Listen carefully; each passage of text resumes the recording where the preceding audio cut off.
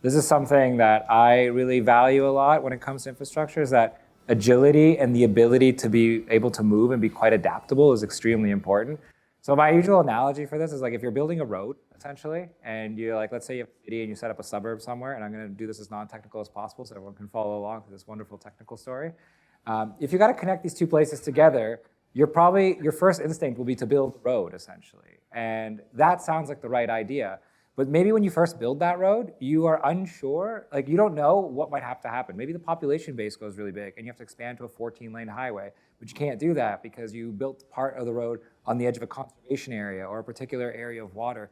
These decisions that you make early will drastically impact your ability to expand and move faster and grow later. So an engineer who's not used to planning ahead and doesn't know this is the future and here I am today, just builds the road to connect you from A to B.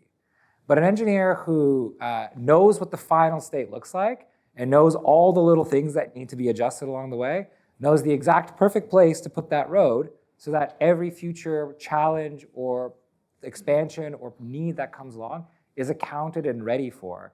And that's like extremely important when you're building fintech because it's a heavily regulated industry. It's not like most startups where you can just try and build something and then just see where it lands. You have to deal with reporting, even as a private company. You have to deal with audits. You have to get licenses. These things take years to come around.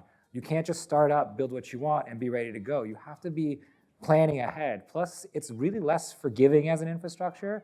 Unlike a lot of software, you can't make mistakes. If you make a mistake, you're dealing with people's money, and that's not something that will be will be positively looked upon.